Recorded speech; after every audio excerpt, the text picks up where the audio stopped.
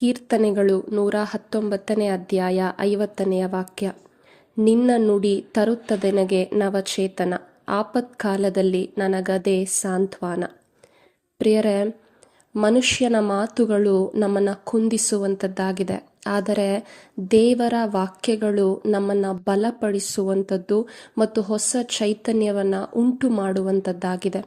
ನಾವು ಇಂದು ಅನೇಕ ರೀತಿಯಲ್ಲಿ ಆತ್ಮಿಕವಾಗಿ ಸೋತು ಹೋದವರಾಗಿರ್ಬೋದು, ಪವಿತ್ರಾತ್ಮರ ಶಕ್ತಿಯನ್ನು ಕುಂದಿಸಿಕೊಂಡಿರ್ಬೋದು, ಪ್ರಾರ್ಥನೆ ಮಾಡಲಾಗದ ಒಂದು ದುರವಸ್ಥೆಯಲ್ಲಿ ನಾವಿರಬಹುದು. ಮಾನಸಿಕವಾಗಿಯೂ ಯಾರು ನನ್ನನ್ನು ಪ್ರೀತಿಸ್ತಾ ಇಲ್ಲ ಎಂಬ ಕೊರಗು, ಬೇಸರ ನಮ್ಮಲ್ಲಿರಬಹುದು. ಭೌತಿಕವಾಗಿಯೂ ಅನೇಕ ರೀತಿಯ ಕಷ್ಟ ಸಂಕಟಕ್ಕೆ ಒಳಪಟ್ಟು ಚಿಂತೆಯಲ್ಲಿ ನಾವು ಜೀವಿಸ್ತಾ ಇರ್ಬೋದು. ಎಲ್ಲಕ್ಕೂ ಪರಿಹಾರ ದೇವರ ವಾಕ್ಯವಾಗಿದೆ.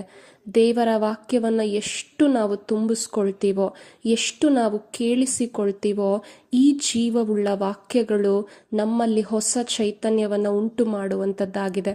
ಆದ್ದರಿಂದ ನಾವು ತೀರ್ಮಾನಿಸೋಣ, ಪರಮ ಆನಂದವನ್ನು, ಹೊಸ ಚೈತನ್ಯವನ್ನು ತರುವಂತಹ ಈ ಜೀವೋದ್ಧಾರವುಳ್ಳಂತಹ ಶುಭ ಸಂದೇಶವನ್ನು ನಾನು ತುಂಬಿಸಿಕೊಳ್ತೇನೆ, ಕೇಳಿಸಿಕೊಳ್ತೇನೆ ಎಂಬುದಾಗಿ ಈ ಸಮಯದಲ್ಲಿ ತೀರ್ಮಾನ ಮಾಡುತ್ತಾ ನಾವು ಪ್ರಾರ್ಥನೆ ಮಾಡೋಣ.